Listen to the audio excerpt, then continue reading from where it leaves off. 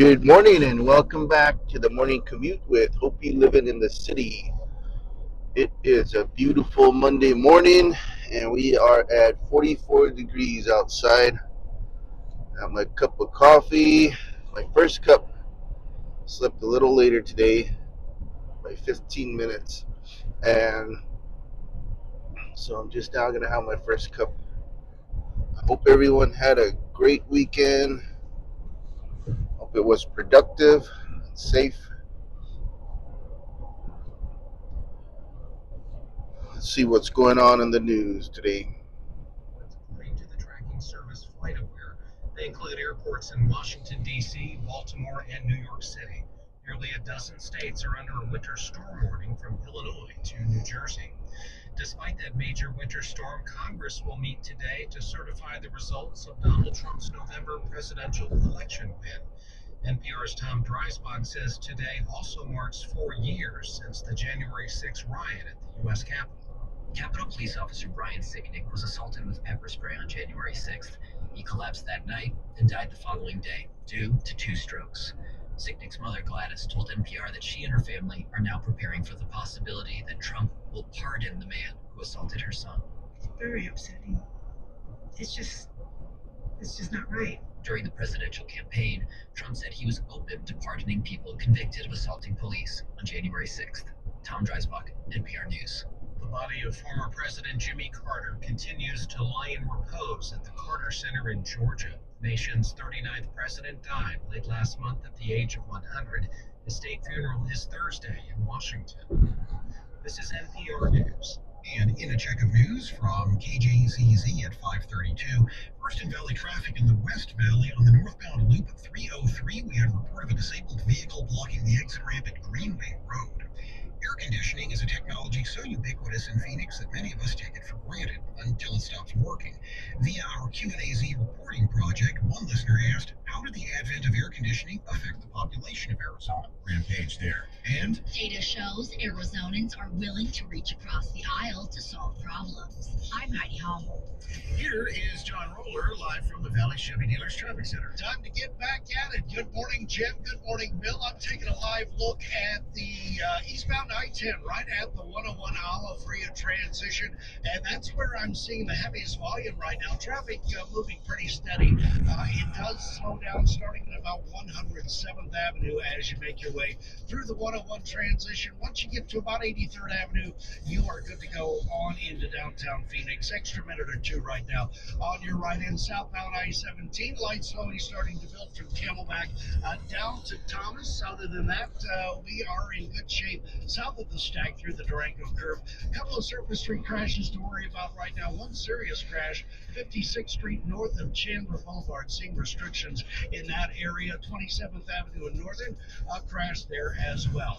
Traffic is brought to you by Asset Preservation Wealth and Tax, helping you make the most important choices today to plan for your financial future tomorrow. Get your free portfolio review at assetpreservationwealth.com. John Roller, KTAR News. Mostly clear skies are in store for your Monday, with temperatures expected to once again reach the low 70s. Tomorrow, breezy and much cooler, highs in the mid-60s. I'm ABC 15 meteorologist Jorge Torres. 47 degrees right now in Glendale at 5:33. Less than a week after 14 people died and dozens more were hurt in a terror attack in New Orleans, President Joe Biden will be in the Big Easy today. He'll try to comfort the people of that city. We established beyond any reasonable doubt that New Orleans was an act of a single man, an act of the law. All the talk about conspiracies with other people, no evidence of that, zero. An Army veteran who was apparently radicalized is blamed for the rampage, which ended with police shooting him to death. Arizona votes. The state's top elections official says millions of dollars in upgrades are needed for election infrastructure. Secretary of State Adrian Fontes tells the Mike Broomhead Show it would cost roughly $4 million to update the election night reporting and election management system. ENSENR system that I just mentioned is essentially an in-house written system. The code is written in-house, and there's one 70-year-old guy who's the only programmer who understands understands how this works. On his ads, it would cost another few $1 million to update the Abbott system, which handles voter registration. The narrowly Republican-led U.S. House passed its rules package shortly after re-electing Mike Johnson as Speaker. It's a traditional step for any new Congress and came quickly after House leadership was determined, but newly elected Arizona Democratic Representative Yasamin Ansari opposed the Republican rules, saying attached bills aim to withhold funding to communities that do not cooperate with federal law enforcement and immigration issues. Particularly the provision to cut federal funding from jurisdictions that provide critical services, which would impact everything from roadway safety to public safety, is another desperate attempt to further target and punish our most vulnerable. With Friday being her first official day in Congress, Ansari emphasized she represents all Arizonans no matter their background or country of origin. Ballot over Stoles, KTAR News. Republican Arizona Congressman Dave Schweikert is reflecting on what he heard from state voters in the run-up to the 2024 election. When hanging out with parents who are much younger, a lot of the messaging coming from the Democrats was so extreme. Even these were very moderate type families we see at soccer practice. They were creeped out by a lot of the Democrat messaging. Schweiger tells the AZ Political Podcast with Jim Sharp 2024 was an interesting election. The congressman begins his 9th term this month. To hear the full conversation with David Schweikert, go to KTAR's YouTube page.